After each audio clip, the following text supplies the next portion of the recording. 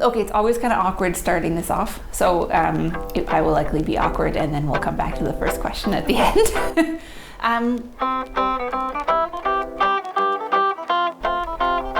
Total brain blank about where I'm going to start this. Weddings are fantastic. They're this rare opportunity to step out of the day-to-day and say to someone, hey, I kind of like you. We've been videographers in the wedding industry here on Vancouver Island for over 10 years now. And one of the most common things we hear from couples and other vendors who want to plan a sustainable event is, I'd love to, but I just don't know how. So in this series, we're going to explore how to actually have a sustainable event.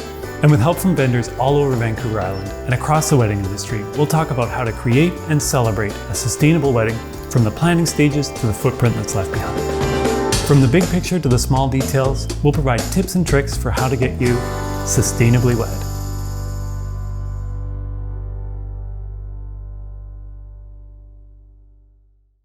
In this series, we've been talking about the many different ways to cut down the carbon footprint of your wedding.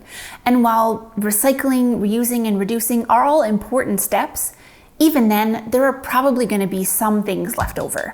Unless you have a 100% waste-free wedding, which we heard from a lot of people can be really stressful and overwhelming, the next best thing to do is to, number one, identify where waste is going to happen. Number two, figure out how to reduce that waste if possible.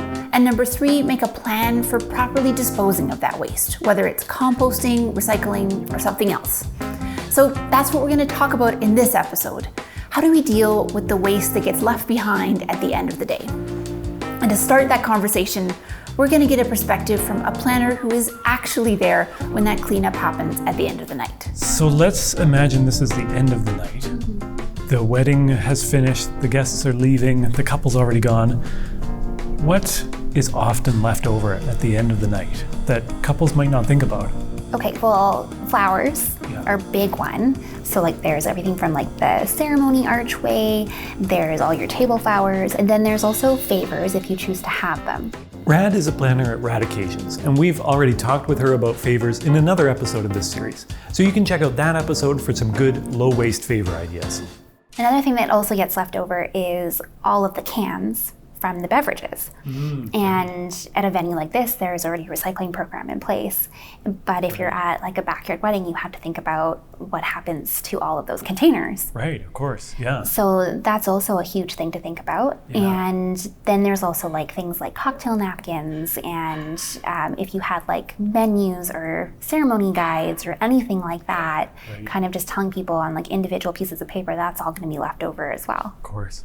Well, I love that you have a very unique perspective on this, of course, as a planner, because you are one of the few vendors who's there at the end of the night.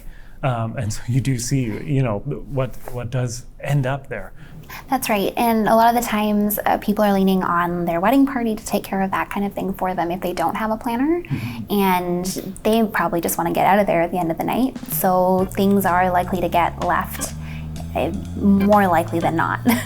If you've ever had to clean up after an event or party, you'll know that it can be time-consuming and there can be a lot of waste at the end of the night. Cans, bottles, napkins, favors, decor, balloons, florals, leftover food, half-finished drinks, even leftover cake, if you can believe it, and we'll talk about that in a moment.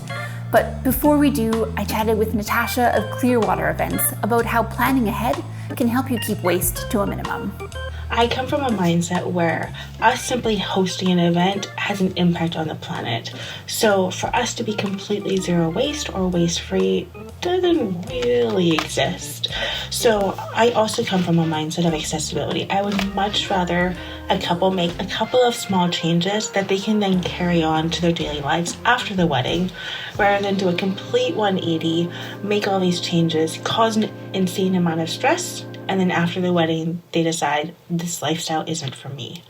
And I also think, depending on the venue and some of the vendors that you've chosen, going zero waste might not be an option, right? So one thing that I've found as a challenge as a wedding planner is certain venues or certain vendors don't necessarily have the infrastructure or pieces in place for us to do a wedding 100% sustainably. So I've been to venues, for example, that don't have recycling and they've only had garbage. And when I've asked about recycling and compost, they said that hasn't been a priority for them. So we can certainly plan for those things, but if those things aren't in place, it makes our job significantly more challenging and potentially increases the budget for us to bring that in. So if you're just starting your planning, something that's good to know early in the process is who's going to actually take care of garbage, recycling, and composting. As Natasha mentioned, every vendor has a different approach and resources available for this. But just to make things more complicated, every municipality and city also has their own rules. And recycling and compost is a challenging piece as well, because from municipality to municipality, the restrictions and the policies are different. So, for example, might work in Greater Victoria, might not work in Vancouver, or might not work up north. And so really you have to work with your team to figure out what are the restrictions and guidelines in your specific region, because if you are having something outside of your local neighborhood, it might look different than what you're used to. Can planning ahead help to reduce the amount of waste that you have on the day? And what sort of things should a couple be looking at ahead of time to make that easier for them down the road? Good question. So again, more time the better. I think I've said that it allows us to be more intentional with our decision-making process, because we can think through what the lifespan of a certain product or material is from before your wedding to how does it get there to what's the lifespan after the wedding, versus, oh my gosh, we're 2 weeks from this wedding, we need to purchase X thing, now we're in the heat of the moment, now we're limited on choices, oh my gosh, what are we gonna do? More planning the better. If you take anything, the more time, the more planning the better. So one of the most obvious ways to reduce the number of cans and plastic and food waste and everything is just to have a smaller wedding, right? Invite fewer people, create less waste. And while that is true, it's not always the right solution. For a variety of reasons, having fewer people at the wedding might not even be an option for you. If you have a big family or there are cultural traditions that involve having a big celebration, cutting the guest list just might not be an option. So let's talk about some of the practical ways that you can plan to manage waste without cutting the guest list. Starting with food waste. I visited head chef JP and director of sales Heidi at Truffles Catering to talk about the practical decisions you can make with your caterer to help prevent food waste at your wedding. What steps can a couple take when they're planning, say, their menu for catering to make sure that they're reducing their food waste, reducing their footprint before they've even had their event? Definitely from our perspective, when we're executing an event, we don't want a lot of waste. Number one, it feels terrible having to get rid of it. Even that, we don't even actually get rid of the food, because a lot of times when we bring it back into the kitchen, if it's usable product, meaning that it hasn't gone out on the buffet due to food safety concerns, it comes back and it'll be used staff meal. If it's a lot, like say we've done 1,000 people or 500 people in those big conferences, even though you're very tight on your margins, those tight margins become very large when you have 500 people. Sure. And when that happens, we usually donate to Our Place. If you haven't heard of it before, Our Place is a great organization that provides support for homeless and at-risk populations in Victoria.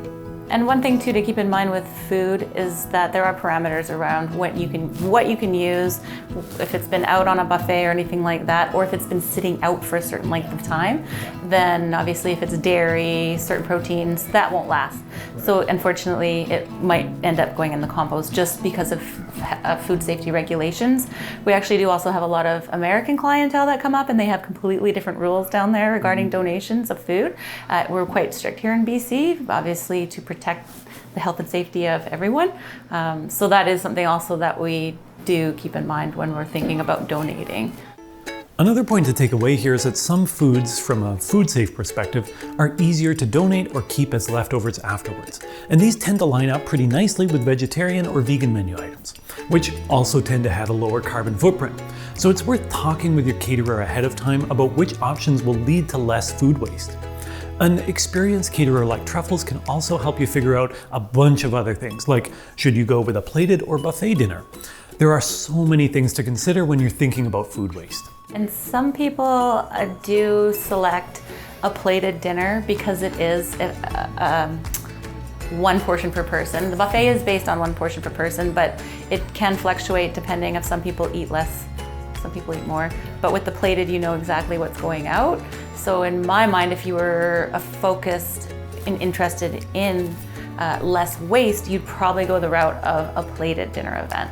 Depends on timeline. If you're starting early in the afternoon, you're having a cocktail hour, you're gonna have a little more food, then you're gonna have dinner, and then if you're at a venue that allows you to stay till midnight, you might need a little snack a little later on. But if you're there till 10, you probably don't need a late night snack, right? So there are things that we can help on the event planning side as well, that we can say, if this is your timeline, this is what will make sense. And then JP can also be a resource for us too. Does this look appropriate for our number? Another reason that Truffles is so good at helping you mitigate waste at your event is because they've gone through this entire process themselves throughout their business. And they continue to figure out new ways to reduce their waste and footprint at every single station in their kitchen. Truffles is part of the Vancouver Island Green Business Program. They're a Surfrider approved ocean-friendly business. They source local and OceanWise certified products, and they do a lot of work with community programs to make an impact. Through their programs, they divert 95% of their waste.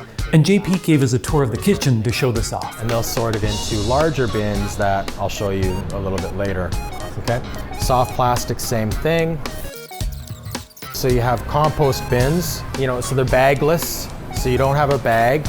You're just dumping it right into the bin, and you can give the bin a rinse. And then they'll sort them out into here. So we'll have refundables, we'll have our compost, we'll have more soft plastics, we'll have, tin, glass, plastic in there, a couple garbage cans down there. And then when they get full, they just take them out to the bigger bins. Even the oil gets recycled and used for biofuel. Cool. We've talked a lot in this series about how small changes can have a big impact. And here's a great example of that. Did you know that the way you cut your cake can help you reduce your food waste? People see a 5-inch cake. Yeah. 5-inch cake. Right. I'm like, no, it's 5-inch, quite a bit taller. Absolutely. That's where people get, I think, confused about the size is the height. Yeah, because 5 inches sounds like, okay, that's a personal serving yes. for me. Yeah. Single size cake. Yeah, I'm gonna need 100 5-inch cakes. But actually, you're looking at 12 to 16 people with this. Yeah. Allison is the owner of July's Girl Cake Company and specializes in celebration cakes. And she explained that it isn't just the size of the cake that's important, it's how you cut it. Yeah, so instead of your initial urge to kind of the beautiful cut in this, you actually want to portion out about 2 inches in, go straight down, there we go, with your cutting board or plate or kind of whatever you've set aside for this. Ooh. Set it down, turning it side like this. And then this can be cut then into 3 kind of celebration sizes, and then maybe even 6. Oh this yeah, way. of course, yeah. And so that's a great size piece for somebody. Yeah. What are the flavors again? It's a chocolate cake base with a salted caramel and chocolate Bailey's buttercream. Is this something that I can sample? I'm by all means, please. I Well, okay. would love you to. if you insist, Yes, then I please. suppose I probably should. But, just incredible. So how long does it actually take to make a cake like this? So it is kind of hard with, the cake. I'm listening. Make it. I won't make you watch me eat the rest of that cake, but I hope you can tell just by looking at it that it was delicious. By the way, I know we've been talking about reducing waste in this episode, but I should mention that Allison also uses local, seasonal ingredients in her cakes, which includes making her own preserves from local berries that she picks herself. Now, no matter how well you cut and plan for your cake, you might still have some leftovers. So this is another important spot to think ahead. Providing takeaway containers could be a great idea because leftover cake is pretty awesome.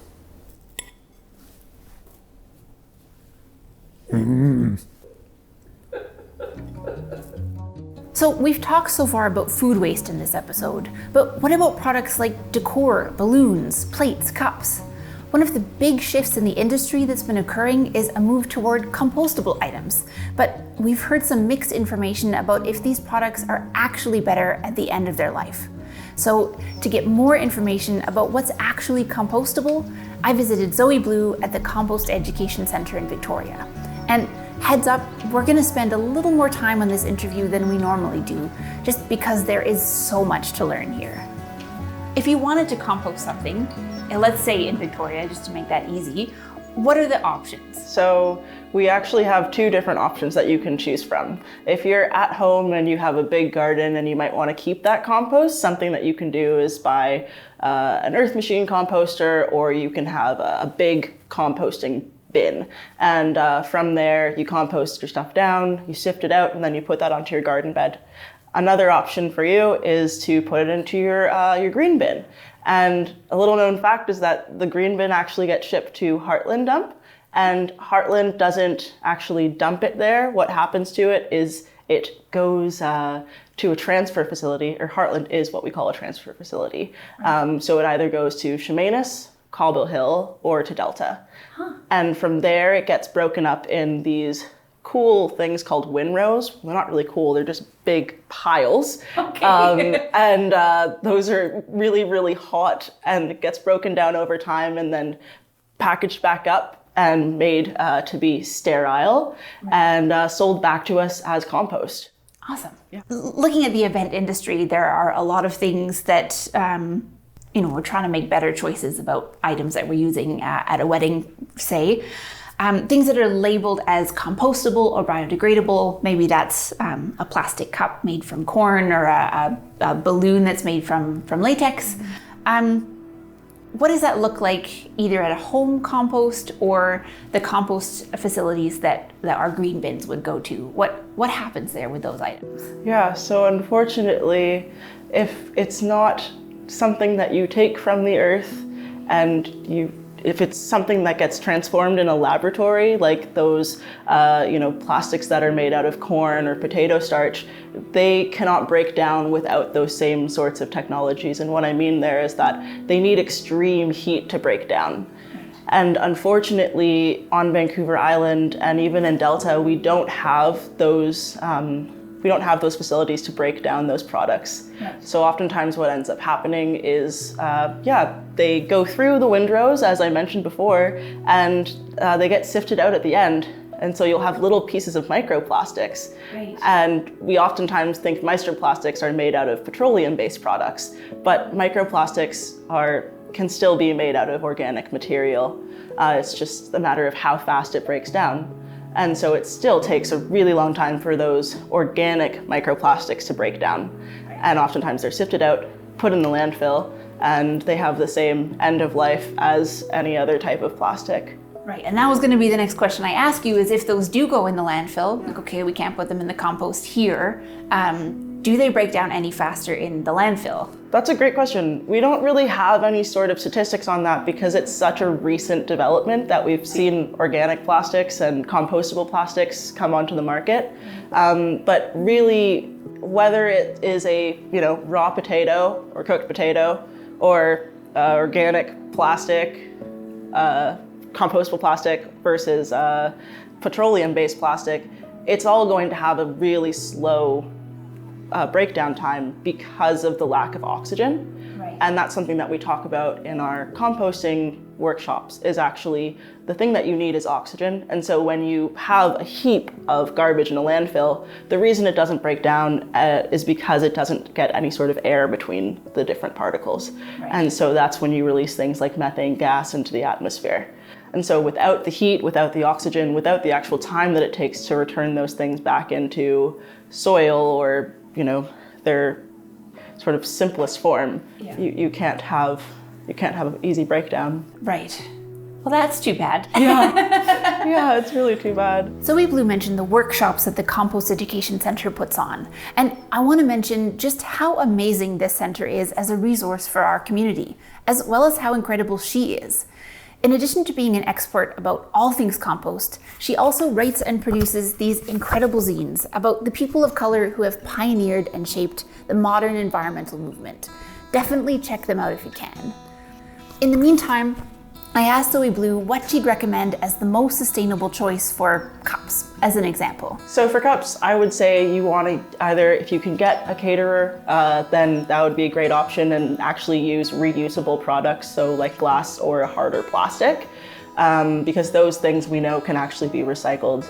And the other option that I would say that's come straight from a organics facility is to use either paper or wax paper, because we know and we've heard from them that that can actually be broken down and won't be turned to the landfill. So amazing. Yeah. That's great, because I think people want to make the right choices. Absolutely. You know, especially if you're thinking hard about it and you're trying to do your research, but it's hard. There's a lot to know, and it's all specific to where you live and each particular product that you're using.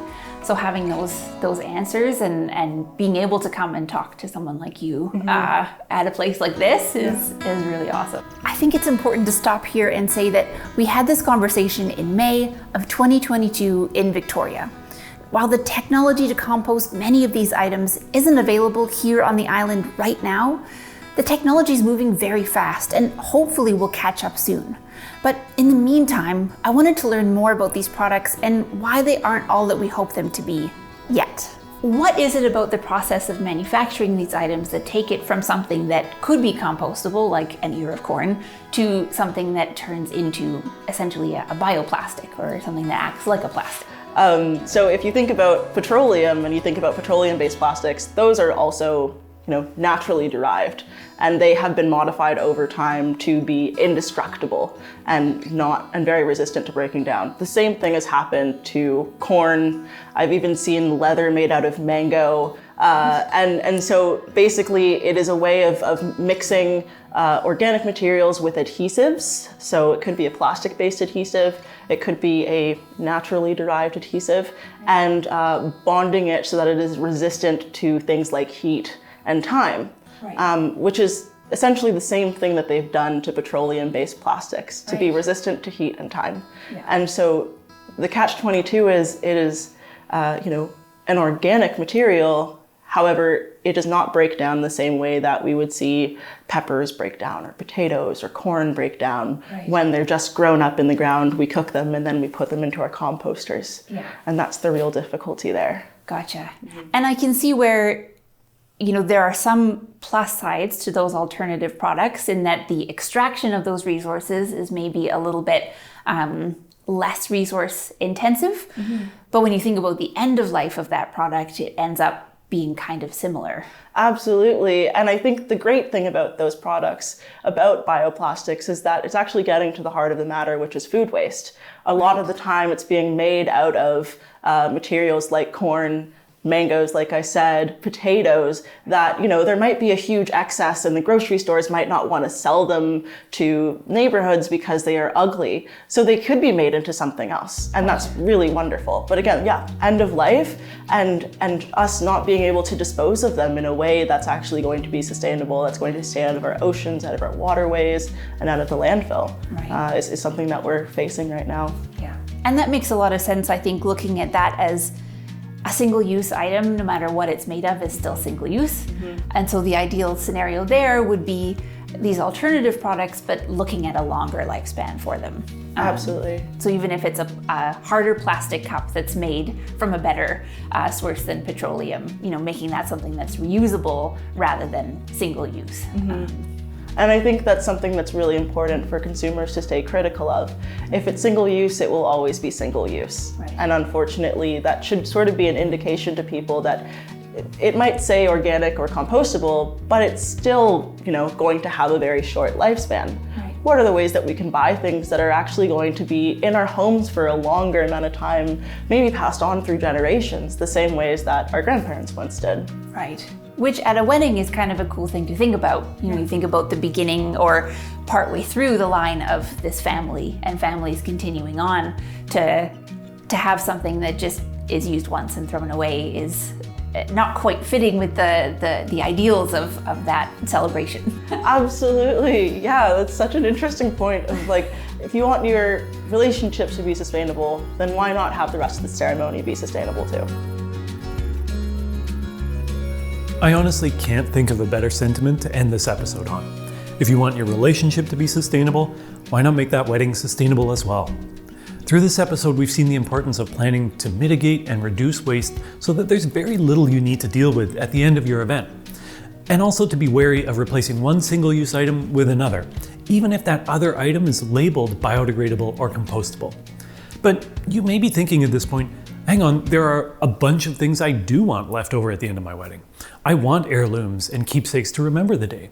Well, if you want to learn more about choosing sustainable options for those things, stick around for our next episode.